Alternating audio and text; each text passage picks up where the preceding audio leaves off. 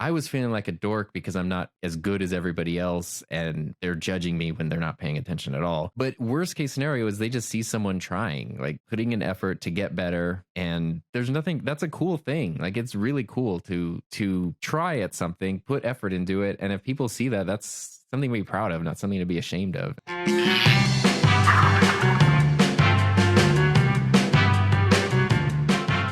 Everybody, welcome back to the channel. Today, I'm joined by Tom Buck. Tom is a podcaster, a YouTuber, and a formal digital media teacher. It was a really interesting conversation for me. We talked about getting started as being a creator online, how Tom grew his YouTube channel, then in 2021 decided to take it full time and leave his teaching job. We talked a lot about the revenue streams to sustain himself as a full-time creator, but we also got into this human and emotional side, creating things online. Why it feels so difficult to start something new, how uncomfortable it is when we're just not great at something and we're still learning the ropes. We talked a lot about gear and what you actually need to start something new. And in the end, he shared with me about how a YouTube comment introduced him to his now wife. Really interesting conversation. I hope you enjoy it as much as I did. Tom, thank you so much for joining me on the podcast. Yeah, thanks so much for inviting me. I'm really excited. Yeah, I've really been looking forward to this conversation. I've been reading more about you and getting more into kind of the Tom Buck creative universe. So for people who don't know you or haven't subscribed to your channel, could you tell them a bit about what you do online? Yeah, I basically am a lifelong AV nerd, cameras, microphones, audio, video, production. I love all that stuff. And so my YouTube channel kind of shares that. I try to share what I know in a helpful way, but without positioning myself as like the expert. So I'm an enthusiast about this stuff, have experience, but I also have a lot to learn. I'll share with you what I'm thinking is interesting and helpful, and maybe you'll find that helpful. Then I've also got several podcasts, the main one being the Enthusiasm Project, which is just my personal one where it's usually just me alone in a room talking to myself for an hour and a half, overlapping. And prior to that, I was a high school digital media teacher for 11 years. And then I moved to full-time YouTuber. So the master's degree is really paying off there. When I was going back and reading about you a little bit, and then also looking at some of your videos, it made me realize there has to be a lot of lessons that you learn from being a teacher, because the style that you have on YouTube reminds me of some of the best teachers I had growing up. It's so funny because the one of the main reasons I started my channel was because I had been teaching for so long, but as a teacher, I wasn't really making anything because I was too busy, honestly. And I wanted to start a channel to have something totally separate from work. This was about 6 years ago, and that I could just be my own creative thing. And of course, then they ended up kind of merging, and then the YouTube channel ended up becoming my job. So that plan didn't exactly work, but I was really shocked at how much. A little too good. I mean, yeah, I'm not complaining. It's not what I expected though when I started. But the thing about the YouTube channel that surprised me was it really helped me. I felt like it helped me become a better teacher because it made me so hyper aware of how I come across when I'm explaining something or teaching something, because you're filming yourself, editing yourself. But then the teaching side of things was so helpful with the YouTube side of things, because learning how to explain things and how to break things down and being comfortable doing that. And, you know, sometimes you make mistakes and sometimes you need to correct something or whatever it might be. And it was really interesting how the two helped each other build up. It was like this spiral of progress. That's interesting, because I've noticed being on the teaching side and being with like a live audience, you get a type of feedback you can't get obviously from YouTube or podcasting, where you can see, oh, you're zoning out here. That's like the real life attention graph that you see going down on YouTube stats. You can see that happening in real time. But the opposite of that is editing yourself. Like if you take like your own video and you're editing it, you start noticing all sorts of things about the way you talk and your cadence, what you do when you're stalling to figure out an idea. Just editing some of myself. I mean, that for me, some of those were most painful moments. Very painful learning experience. Yeah, it feels weird. Definitely that was a hurdle when I started my channel, because originally my channel, I wanted it to be like, the channel was called The Enthusiasm Project, and I wanted it to be profiles of people essentially diving into things they were enthusiastic about. Maybe it's a job, maybe it's not, but I wanted to make like a series of of mini documentary profile things. So I was never going to be in it. And then I realized scheduling that was a nightmare, and I'd make like one video every 3 or 4 months, maybe. But if I was the one on camera, it was just up to me and my schedule, so I could do a lot more. That was like out of necessity, but it felt really weird to like, I'm going to point a camera at myself and record myself because I'm saying something that's so important it should be recorded. And then I'm going to take the footage of myself, put it on a computer, and I'm going to sit there editing footage of myself to post online. It felt weird. It was very hard to get over that. It helps with practice, but it helped to just sort of think like, you want to make a podcast, you want to make a video. It feels weird to film yourself, but the people watching and listening expect there to be somebody. And in this case, it just kind of happens to be you, I guess. The version of that I had was the first time I ever was doing a podcast. I realized later I was hypercritical of people who do podcasts, I guess, in my own mind. I was like, well, who's this person to do a podcast? So I was like imagining myself being somebody else critiquing me in a way that I wouldn't critique another person. Right. Does that make Of course sense? not. Yeah. You're always going to be harsh on yourself like that. And so I was like, who are you, Albin, to do this podcast? And then I realized no one in real life was thinking that. They didn't care. If they didn't like it, they'd turn it off and move on with their lives. And if they enjoyed it, they'd stick around. Yeah, no, it's still a thing. Even I was recording a podcast episode like a week or two ago, and it went kind of long. It was like supposed to be an hour. It was edging on 90 minutes. And I was like, oh, there's one more thing I want to talk about. And then in my mind, I was like, if somebody has listened to this for 89 minutes, I don't think they're going to be mad that I go for another 10 minutes. Like, you know, if they're already listening to you, you've already kind of won. Like, they're on board, and they probably want you to succeed too, a little bit. Yeah, that's a really interesting idea. We imagine that the people who are attracted will always be the people who are not excited for our success.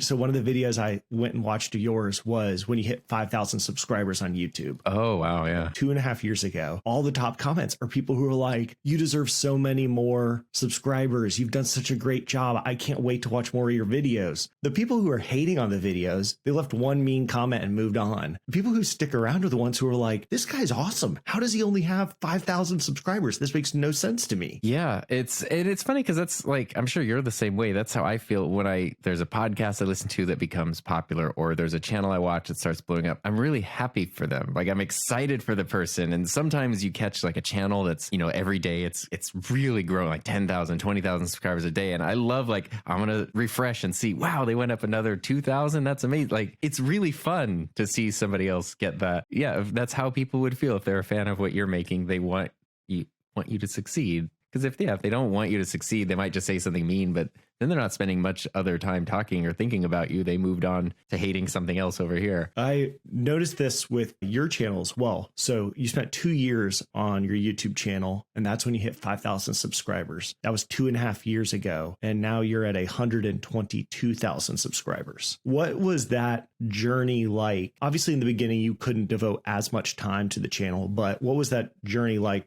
through the course of growing the channel? It's been an interesting, I'm really like, overall, I like the rate of growth, you know, because a lot of people will say like they don't want or it's not about the numbers and things, which is true, but also you don't want the numbers to be zero or negative. Like, you want there to be some growth. And one thing that I have seen when those channels do blow up like that is there's a lot of, you know, there's the examples we shared where people handle it well, but there's many, probably more examples of people that don't really handle it well and things kind of fall off, or it causes a lot of problems for them. And which makes sense. It's like way more attention and eyeballs than a human being is programmed to have on them all at once. And so I've really liked the relatively moderate, steady growth of the channel because it's been easy to adapt to. Like, I don't know what I would do if it went from 5,000 to 100,000 in like 2 months. That would have been really hard. But doing that over a number of years was like, okay, I can handle this now, you know. And that, I feel like my big thing has always been trying to make it sustainable, and I think that's really helped. Is like, it's not necessarily the most popular or the fastest growing or the videos with the most views, but it's really kind of solid. I think that's been helpful. So it can feel weird sometimes. I won't lie. You have the thing where it's like someone starts 2 years later and grows 5 times as fast, and you're like, man, I've been over here for like 6 years. But, you know, that's just hopefully a little part of, I think it's a natural competitive, maybe even an insecure part of most people that exist. And if you can kind of like get over that and just go like, my thing is my thing and it goes the way that it goes. Nobody else wins or nobody else loses because I win or lose. Like we're all kind of on our own separate path here. For Buzzsprout, the channel that we watched pass us was you. We were like, he's doing podcasting videos and we're doing podcasting videos. And now look at him skyrocketing. He's going to catch us in like a month. Oh boy. Yeah. And that's funny because it never even occurred to me that my channel could be that channel until right now. I never even thought.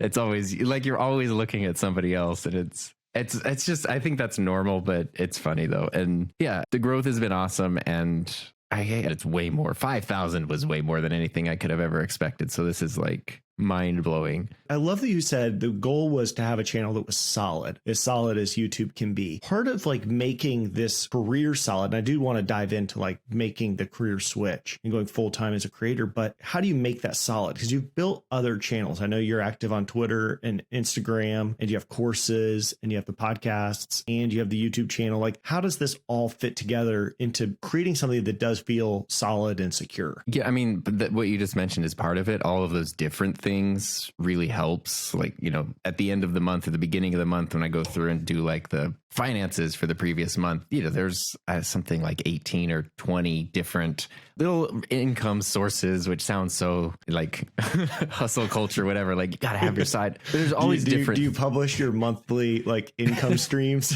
I don't. I've done podcast episodes where I've talked about them, but it's this interesting thing though, where it's like, for the most part, any of them on their own aren't really that impressive, but all of them combined is more than I was making as a teacher after 10 years or 11 years. And so that's cool. And there's no lower limit. So when I'm a teacher, like I have my salary, no matter what, I'm going to get paid at least that. But there was a cap. I could never go beyond that. Whereas this, there is no lower. It could be zero or negative one month, but there is no cap. And some of it is in my control if I wanted to do more sponsored things or make courses or something. But that has all really helped. And then YouTube, I'm just really lucky that video production is a thing that I love, and that YouTube exists, and that YouTube exists in a way where it, I think, really is the most stable of all of the platforms. There's always talk about like a YouTube competitor and somebody needs to break it, but I'm not saying monopolies are a good thing. Nobody has the infrastructure that can handle what is put on their servers every minute of every day and serve it out. The way that they've been able to build up monetization for creators is pretty great. It's better than any other platform by far. And the different options that you have are huge. They're diving into all kinds of, you can do live streaming, you can do podcasting, you can do short form, you can do long form. It's crazy. And the stuff that you make lives. Like you went and watched a video from many years ago. On a lot of other platforms, after a day, the thing that you made is just going to disappear. I like that the time I spend on something for YouTube,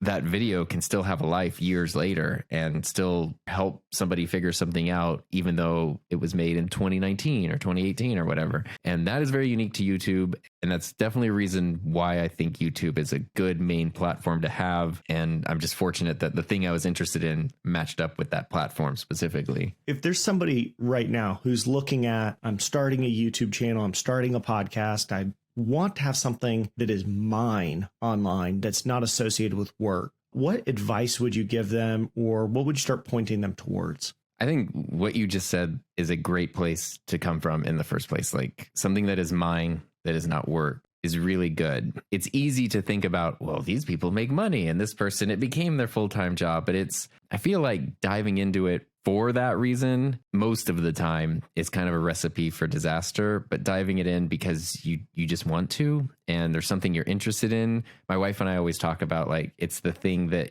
your friends and family are tired of hearing about.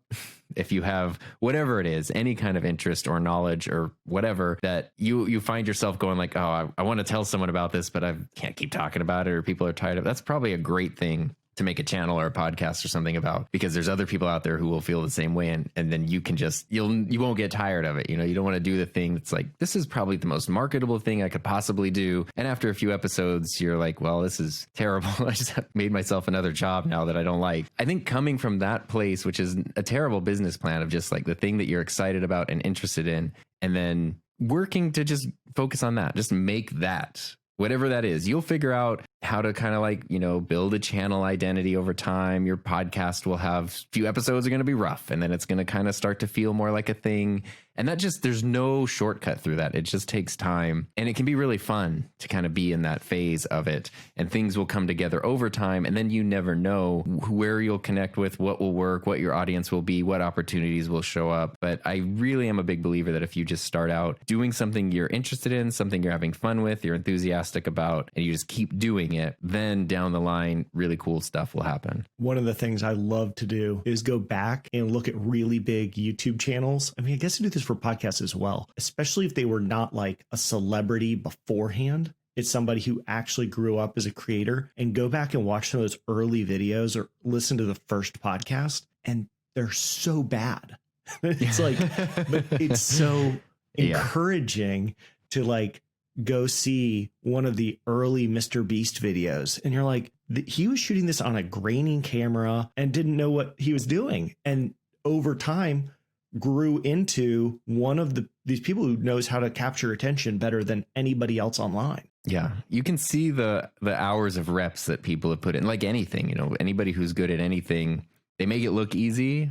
But then if you try to do it with no experience, you realize, oh, wow, there's a skill gap here that needs to be covered. And the same way, like someone playing an instrument, you can just tell when someone has put the time into something that they just seem comfortable with it and like a natural at it, but that didn't come naturally. They had to put in the time. And YouTube podcasting is all the same thing. The people who are really, really good at it have put in a lot of reps and made a lot of really bad stuff to get to the point where they can make some good stuff and make it seem like it's just this easy, natural thing that they don't have to think about. We're very good when we're young at being bad at things. Like my daughter is incredible at starting gymnastics, and she's just as bad as I am at it.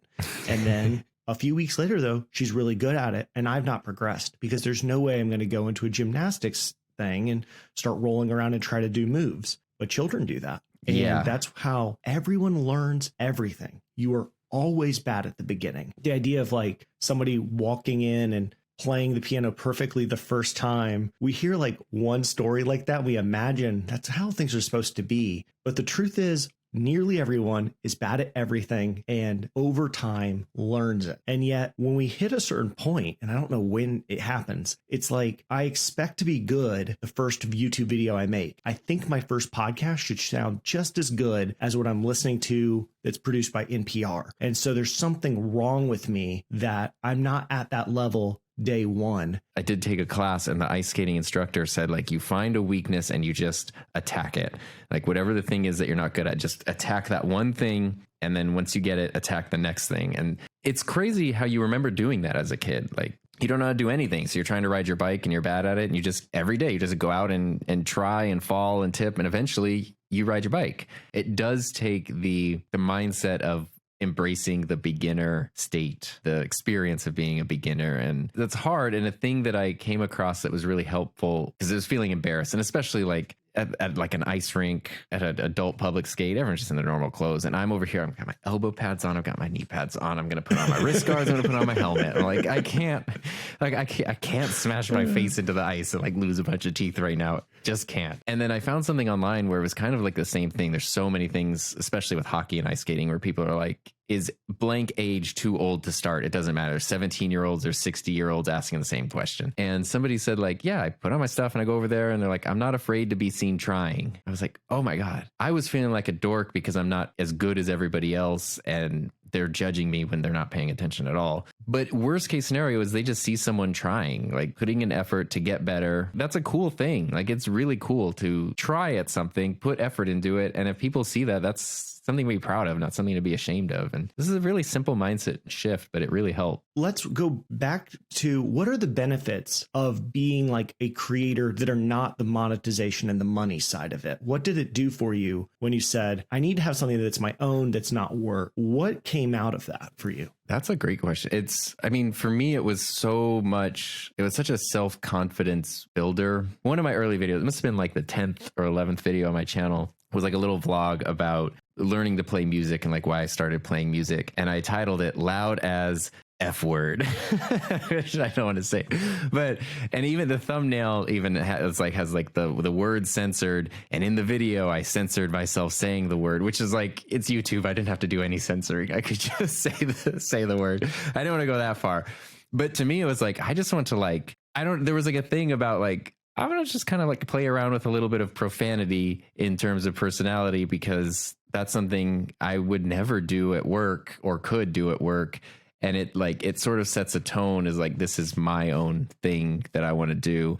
And I love cheesy, dumb jokes and wordplay, and some people hate it and some people don't, but that's like how my brain works. And the first 100 videos on my channel have none of that, because I was so scared of like wasting somebody's time that I didn't want to say like, here is a Shure microphone and it does this, that, whatever, versus like, here's a Shure microphone and it sure is neat, but if you don't know which road to go, like all that stupid stuff, which is how my brain works. And the channel started doing better once I started doing more of that. So what it let me do was like rediscover my own personality, learn to be comfortable putting it out there. And then there's actually a thing that helped the channel do better, because people don't want a vanilla nothing. They want some kind of personality. And so, that was a really beneficial thing that I learned from starting a channel and a podcast later on. I'm right now reading Rick Rubin's book. Me too.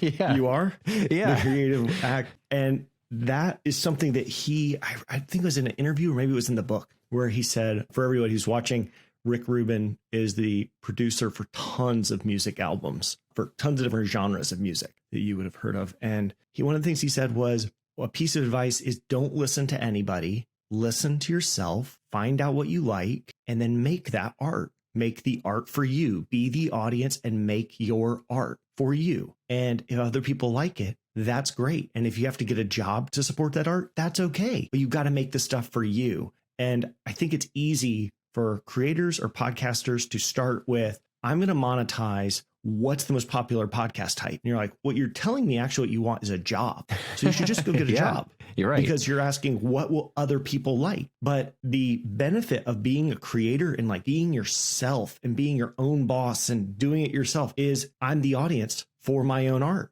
And if I like it, this is really cool. And if other people like it, that's amazing. And if I can make money doing the thing that I want to do, that's insane. But if you go down the path of, I don't really like true crime at all, but I do talk about true crime on my podcast every week, day in, day out. All you do is you really just created a job that you didn't want to have, and you definitely can't quit.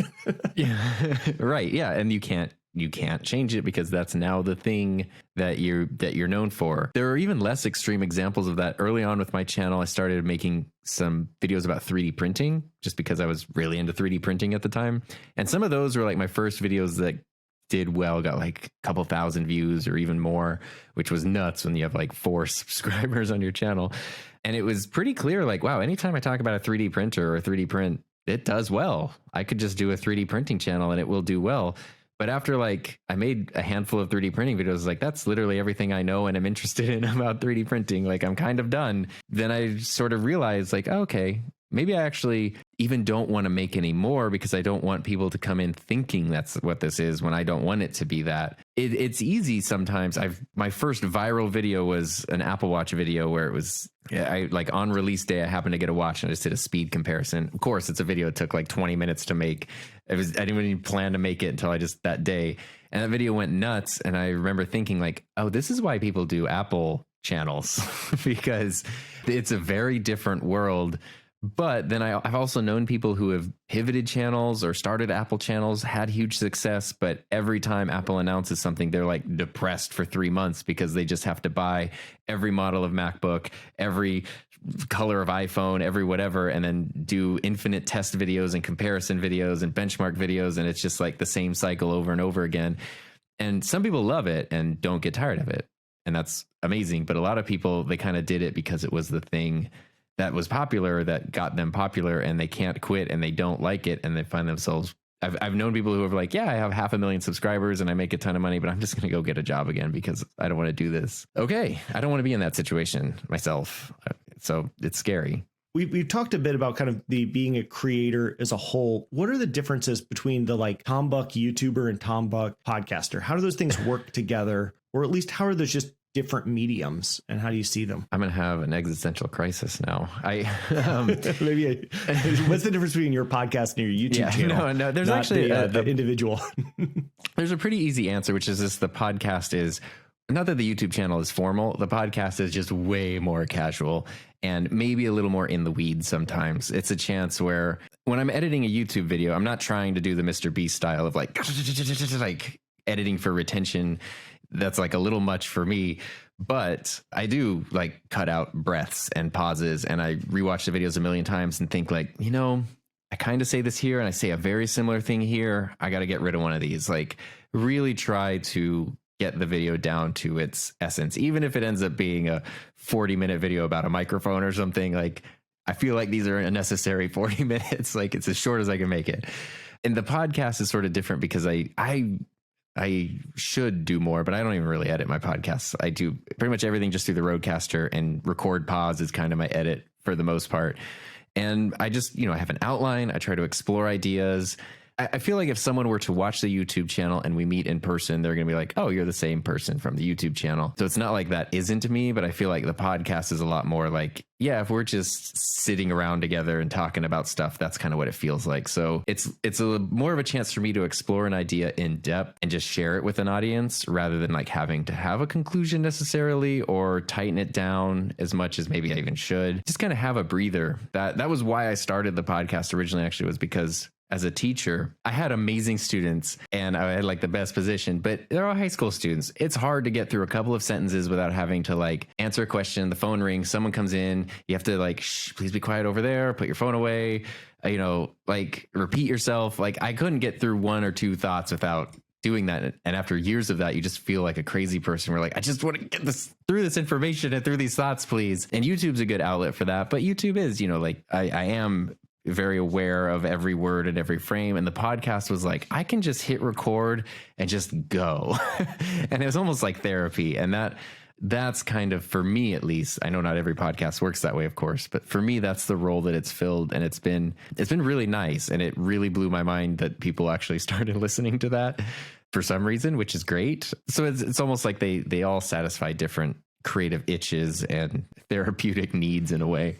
YouTube can sometimes, for me, feel like there's a bit of this anxiety, like I need to hold your attention as firmly as I can because over on that sidebar, there are so many other cool videos and I know you want to click them, but just stay with me a little bit longer. Where a podcast, I'm guessing you're probably driving your car or you're out for a walk or you're working out at the gym or you're doing dishes, you're doing something else. There isn't something fighting for your attention. You're actually happy to have a friend along having a conversation with you. That's how podcasts can feel. So the tension is way lower. At least the anxiety level is lower, which is why I feel like the need to edit as tightly is like alleviated a bit. And it allows us to explore things that probably wouldn't come out in a YouTube video. Because when you're, talking about the different colors of iPhones, you're just like, oh, this yellow is slightly bigger, brighter than this yellow, and the blue, it's really blue. Okay, like you just have to get like just to the main points, and you can't like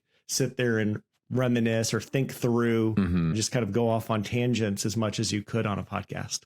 Yeah, and it's funny too because they kind of work together. A lot of times I've made YouTube videos that unexpectedly came from podcasts. Like here's, I'll always usually have a topic and an outline for a podcast, not totally just like random rambling, but it's a little free form. And then I kind of realize, oh, there's sort of an idea here. There's something there. And then I sort of take that discussion and distill it down into something that is a little maybe more purposeful or intentional. And then that can sometimes be a great video. So that is one way that the two sometimes get tied together, which is then really fun because in that video or in the description, you can kind of point out like, hey, if you want more of this in depth, check out this episode over here. This video is 12 minutes. That's 80 minutes. If you want to go down that road. One of the things we haven't touched on at all is your channel primarily, or at least quite often, talks about the actual gear that people use. You talk about microphones and cameras. I got my camera because of you and your recommendations.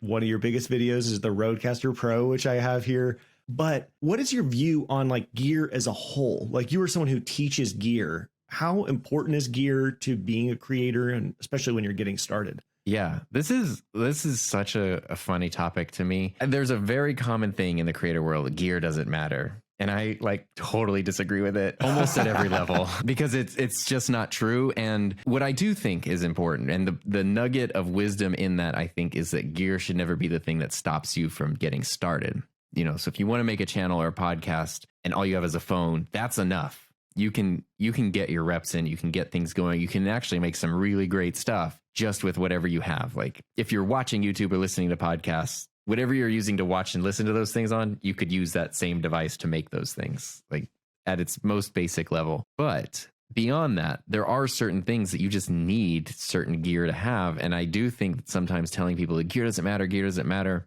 almost does them a disservice, because then they start having unrealistic expectations when they look at someone who has a $10,000 camera setup and they're like, well, my phone has cinematic mode. Why doesn't it look the same? It's like, there's a lot of reasons that it's not going to look the same, but your phone can look really good, but it's not going to do that. And it's not even just the quality thing, but it comes down to, something like the Rodecaster. Most people don't need a Rodecaster. You're fine with just a single channel XLR interface or a USB mic and you're fine.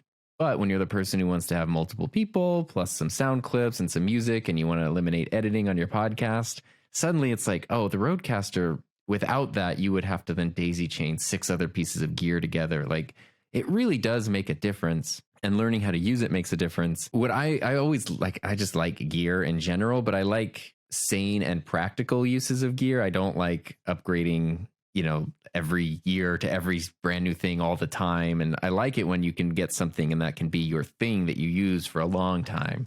But figuring out what that right thing is really important. And comparing stuff is fun. Like all the questions I have whenever I'm researching stuff, I try to put those into videos.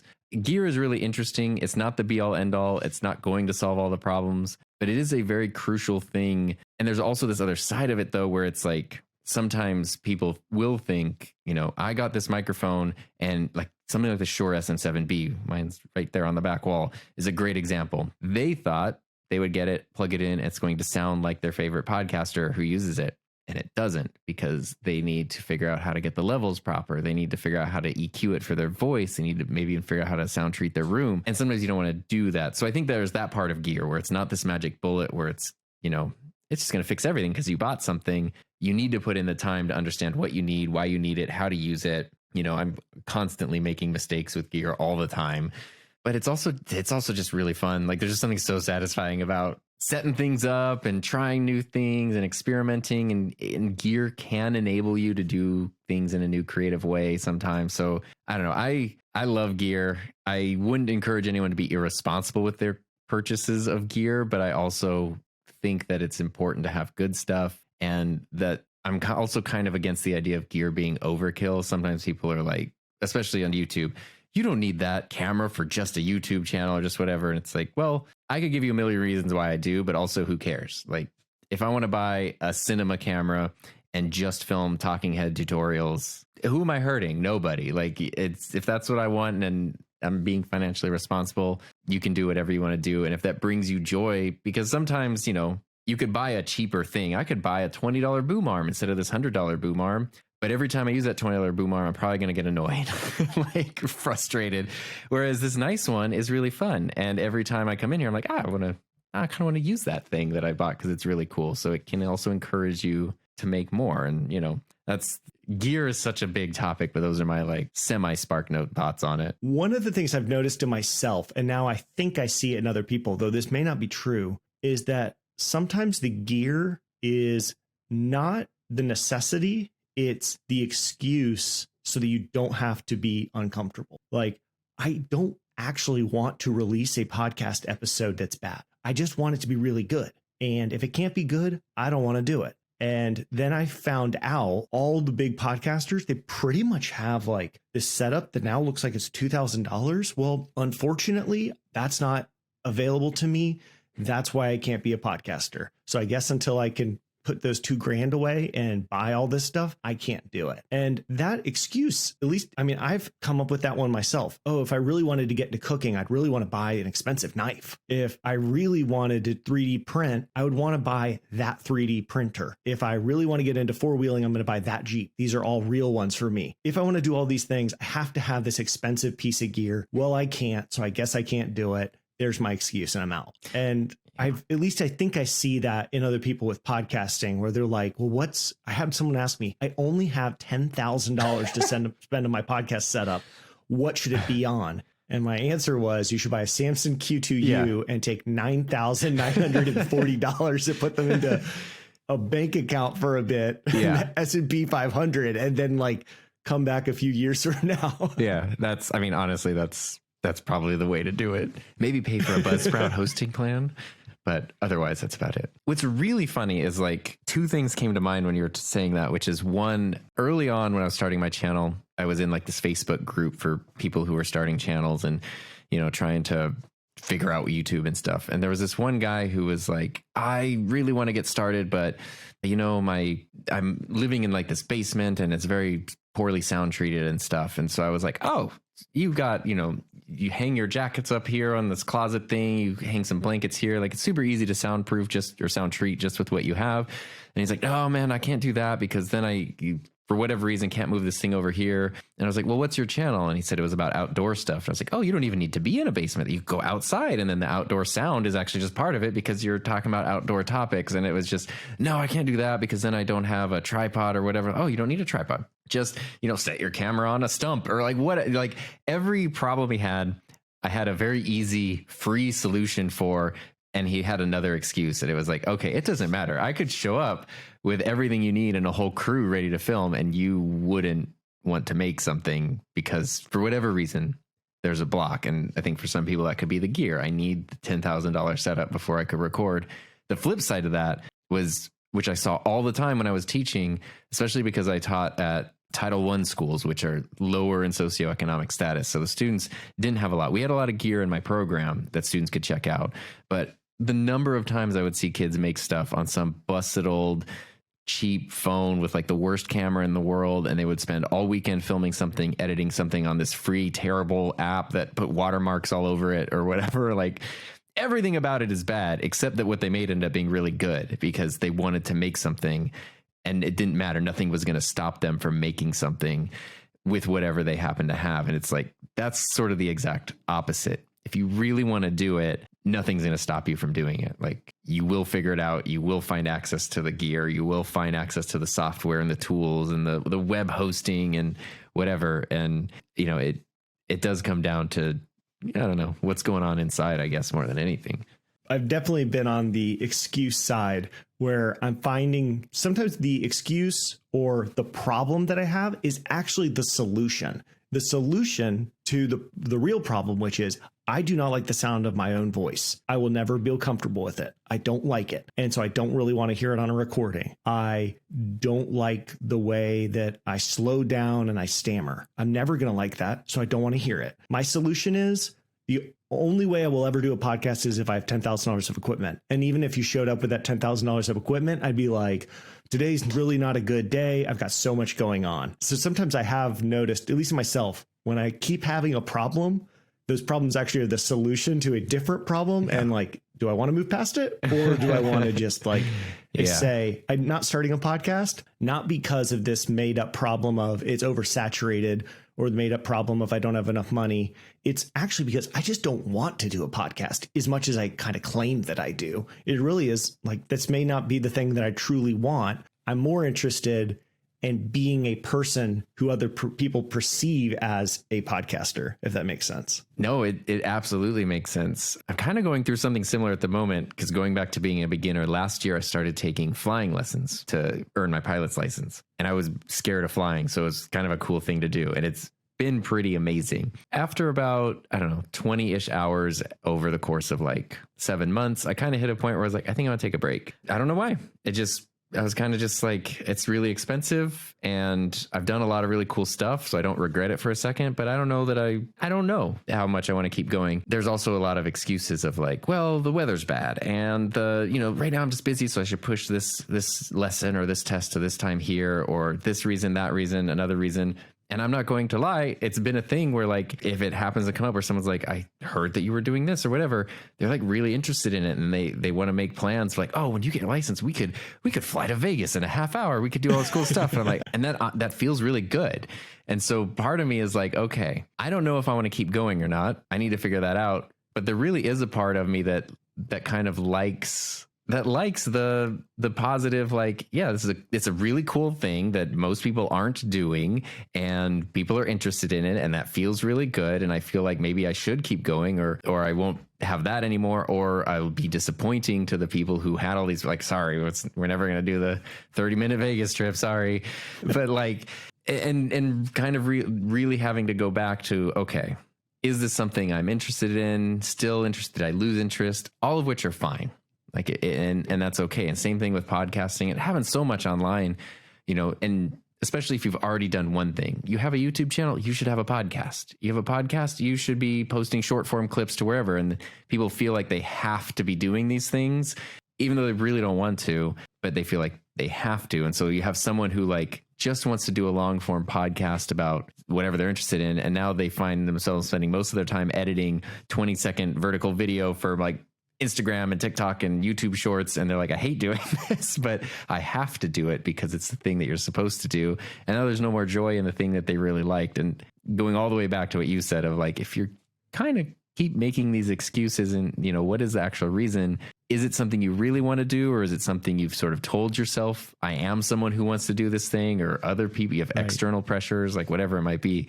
It gets complicated. It's like quite an exercise in psychology. There is absolutely something to I want to create because this is good for my soul. Mm-hmm. It's just good for me to have something that's my own, that I am creating. And even if I get 30 listeners or 20 subscribers on YouTube, like that's good. I'm doing this for me. And if I attract other people, that's a bonus. Mm-hmm. Then it turns into, well, how often do you post on TikTok? And you're like, oh, none, actually. And you're like, oh, well, that's how you get listeners. Okay. Well, and then repurpose those for YouTube Shorts and for Instagram Reels. But you can't have the TikTok logo in them or else they're going to get downgraded. So you have to make them separate. Okay. And I'm making them separate. And then are you using Twitter? There's a new thing going on with Elon Musk. And I don't know how much you want to be involved, and then LinkedIn. And you're like, I now have 400 things to do, none of which are really aiding the real goal, which was I'm doing something that's creative and for me. I don't know. Did you ever feel that when you were kind of getting into this creation? Oh, I feel that all the time. Yeah. I mean, that's like TikTok is vertical video is something I'm just not into. And yeah, I understand that a lot of people are really into it. I typically, for the most part, don't like watching it unless it's like a cute dog or a cool hockey trick or something. And I, for the most part, don't like making it. Every once in a while, there is an idea where I'm like, oh, this is really cool, but I literally only need 30 seconds. I can't make a video about this. And it's like, that's a perfect thing to make a little short vertical thing for. For the most part, though, like, I don't like framing things that way. I just don't enjoy it. So I don't want to do it, but I definitely feel the push of like, you have to do it.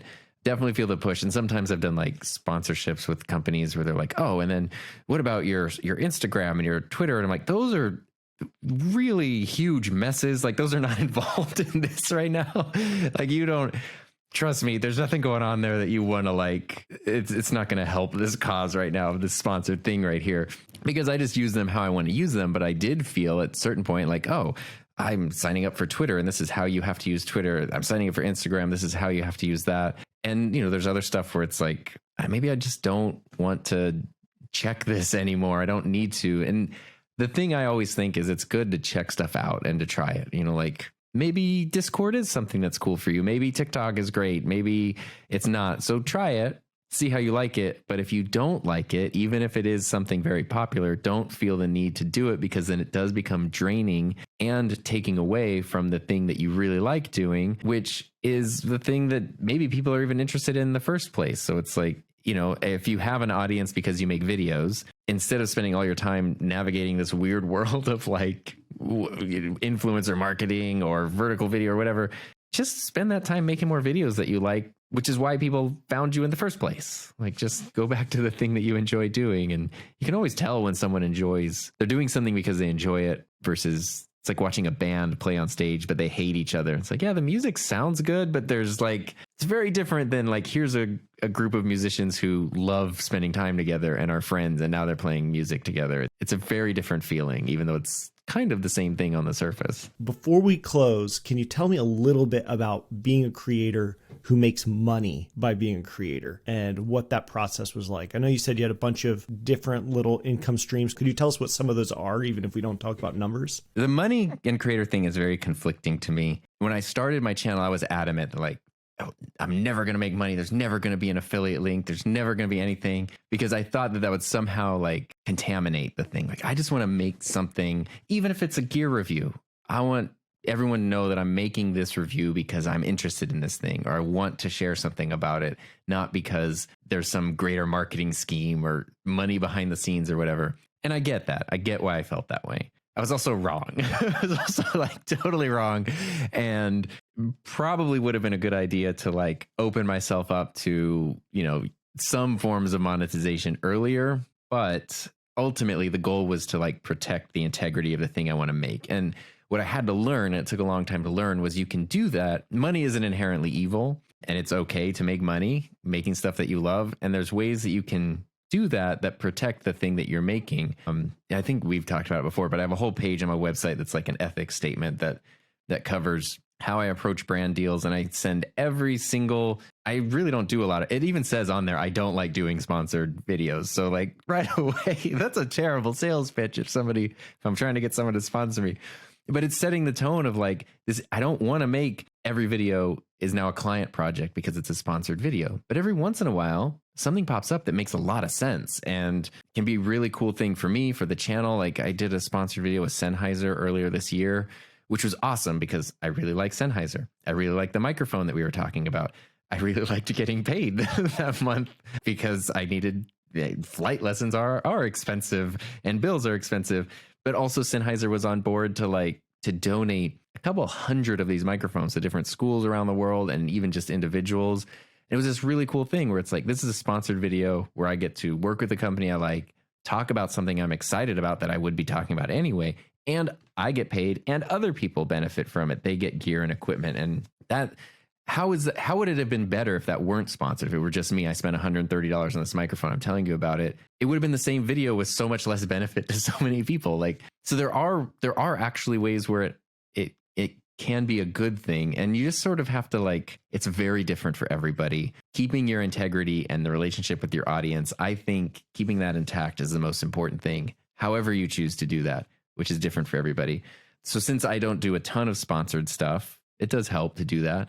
I do have courses because I know it sort of is like a cliche, like, oh, you're a YouTuber with a course, but I was a teacher for 10 years and I really, I like teaching stuff and I like the courses because it's not that you can't get that info anywhere else, but it's sort of a more curated, focused, it's almost like in between a podcast and the YouTube channel, because there's a lot more breathing room and a lot more depth than a YouTube video would have, but it is obviously way more focused and like everything is written out and planned and curriculum designed like a class would be.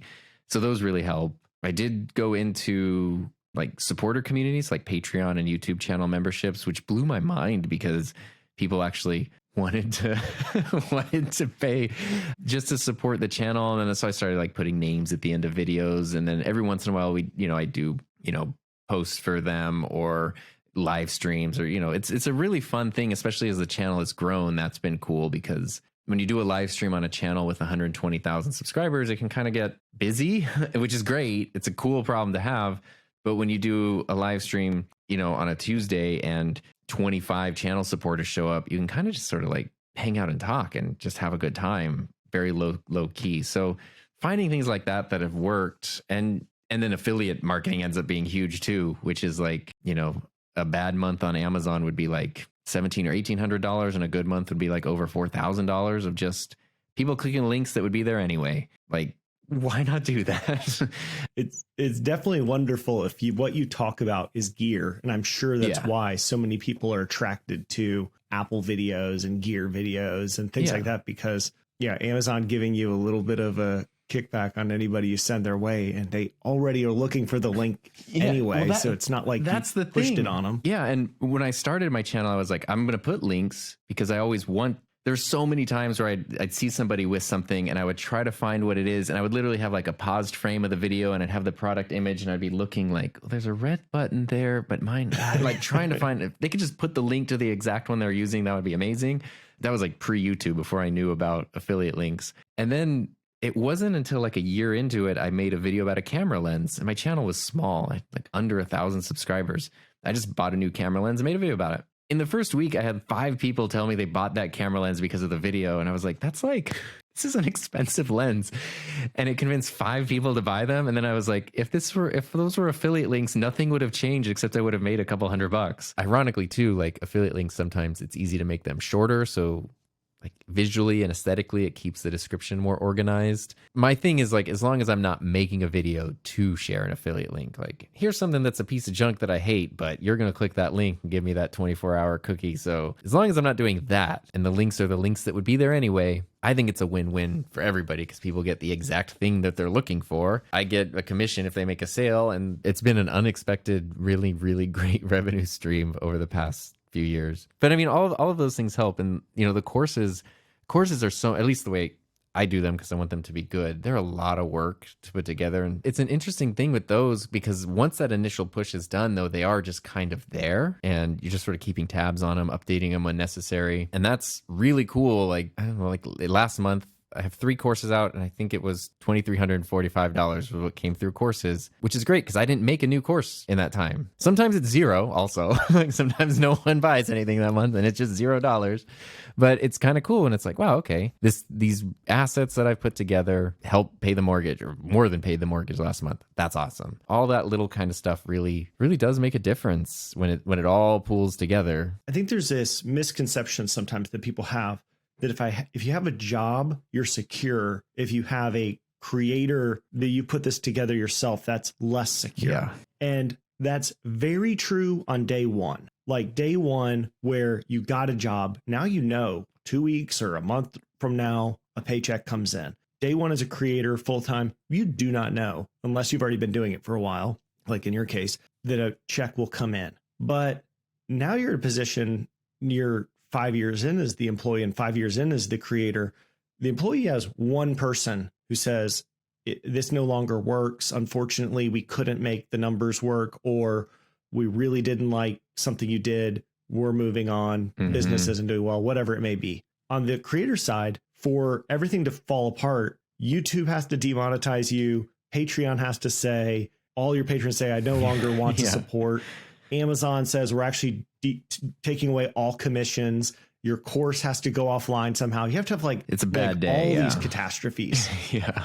And in a way, it's so much more secure because it is so much more diversified. Yeah. I mean, I never even thought of it that concretely, but you are completely right. Because I was the last person I would ever think would be a full-time like YouTube creator. I was so like careful and conservative with everything. And I had a tenured teaching position. Like, it's very hard. People do really bad things sometimes and don't get fired. And like, it's very hard to get fired from that position.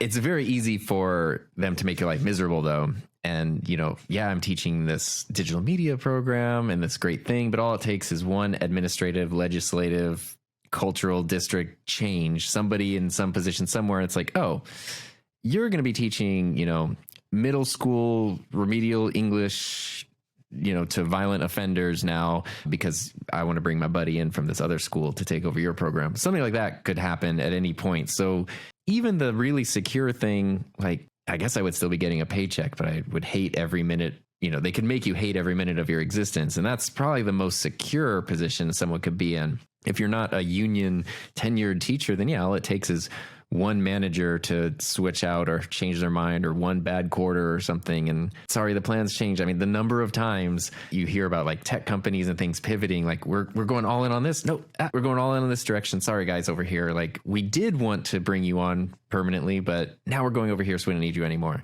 It can really happen. And a thing that really struck me, I guess, was after I had put in my notice that I was leaving teaching. So it's just been over 2 years that I left that. I was shocked that every person I talked to, from other teachers to administrators to even like district officials, every single person said they wish they could leave too, but they didn't know where to begin. They didn't have like a thing. And I didn't realize I had been building a lifeboat with the YouTube channel and the podcasts and everything.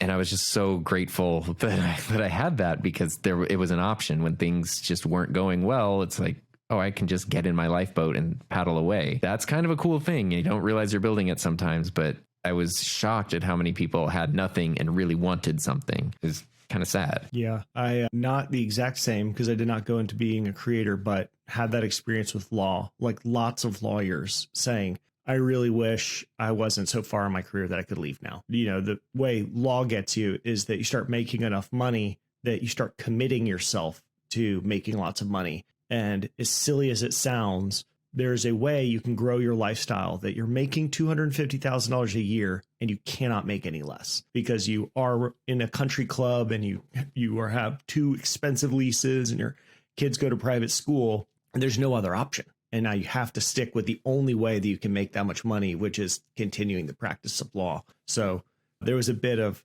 I didn't have a lifeboat, but I knew we were close enough to shore that I could jump out and swim to a new job, because I hadn't gotten out to sea. And it was, as soon as I did that, a bunch of people were like, oh, I'm out to sea. And there's no way I could ever swim back now, though. One last thing I read about you, Tom, I want to hear this story if this is true. Okay. I read somewhere that you met your wife through YouTube. Yes. It's so funny. Talk about the algorithm, like showing you what you need. We've told this story a lot. So if somebody's listening and they've heard it, I apologize, but it is pretty fun. Basically, my wife quit her job. She also had worked at a school. She was like an admin marketing person at a private school. That was her thing. She quit in 2016 because she was sort of noticing like this push towards digital media, and she kind of wanted to almost like advocate for digital media literacy. I was a digital media teacher teaching digital media stuff, and she had been doing that for about a year. That was the summer of 2017. I was getting really into like, I'm going to start this YouTube channel. I'm going to do everything. I was super into Casey Neistat. So what I was going to do is buy a boosted board, because if you started a YouTube channel in 2017, you had to have a boosted board. And I was looking up reviews, and I found this review from this girl who like had never been on one before. So it wasn't like the person who was like, oh, look at me, like I'm a pro skater. It was like day one of boosted board, and half of the video is her like anxiously waiting for the UPS guy to get there. And then he gets there and she's been waiting all day, and she's like, oh yeah, cool, thanks. Like she plays it off like she hadn't been looking out the window, which is exactly what I do. So it was just like, oh, I really like this video. It's really fun. The next video that popped up, she was talking about like a packing trip to Iceland, and I had just booked a trip to Iceland. And then the next video was her talking about digital media literacy, which I was literally teaching classes called media literacy. And she was like, in the video, she was talking about like, she has this idea that there's like this misconception between young people being tech literate versus tech savvy, and like kind of what that means to bridge that gap and all this stuff, which is literally what I do lessons on every day. And she was sort of like, I have this theory that it'll work, but maybe not. And I swear it didn't come from a like hitting on a girl on the internet place. I had never left a YouTube comment in my life. But at that point, like I left her a comment, and I was just like, she has the comment still, but it was something about like, I'm a digital media teacher. I need to like, what you're doing is exactly right. This is like so perfect, blah, blah, blah, blah. And she replied and said like, send me an email. I'd love to learn more about your program. And so I sent her an email.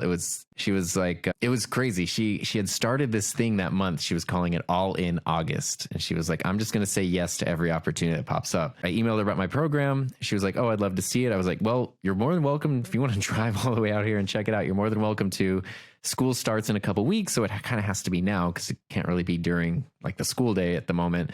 She's like, okay. And she drove out, and we just like hit it off just as human beings immediately. Just like as it was, we started talking. I forget, she arrived at my campus at like 1 p.m. that day, and we like just kept literally talking nonstop until like 1 a.m.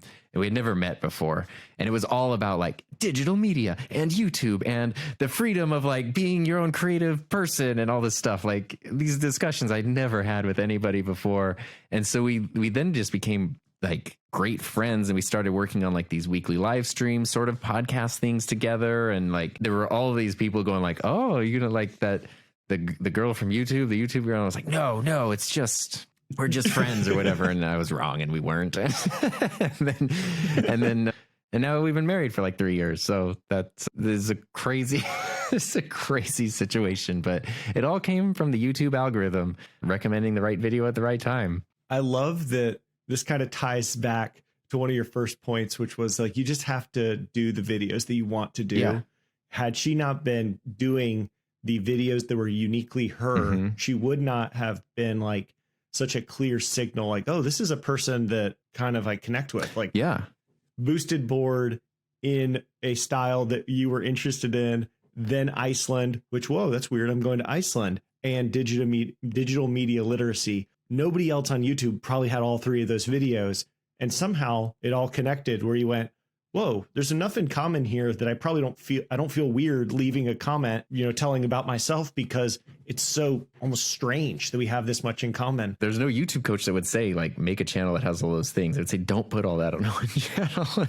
Absolutely. It said, split it up onto 3 channels because those are 3 separate audiences, but then you don't attract that like middle of the triple Venn diagram that probably the only 2 people in it were you and your wife. Well, it's funny because I never even, I knew nothing. That was literally the first time I left a comment on YouTube, and I never looked at any other numbers. And it wasn't until very recently that she was like, yeah, that video you left the comment on has like 200 views. Like 7 years later, I think it has like 200 views. It is not a popular video. So by every metric on YouTube, that is a failed video. But that's how we became husband and wife, was because of that video. So, and she made that video because it was the thing that she was interested in and the thing that she was passionate about and what she really wanted to share that day. And, it's a really good lesson to just kind of follow that, like the Rick Rubin book, where a lot of it is about trusting your gut and your creative instinct and being aware when something kind of sparks in you to go, I'm going to chase that a little bit and not shut it out for something else. That is so true. Before we go, we're going to have links to your YouTube channel, your podcast, your website, your courses, everything.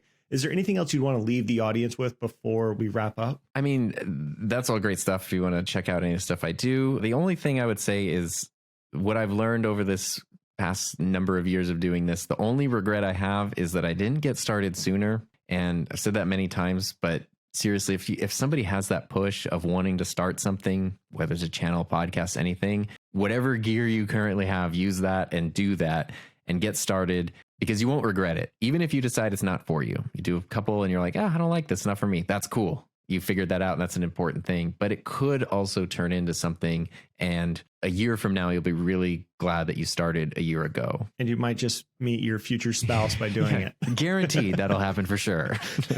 Tom, thank you so much for spending this time with us. I really appreciate it. Yeah, my pleasure. Thanks so much.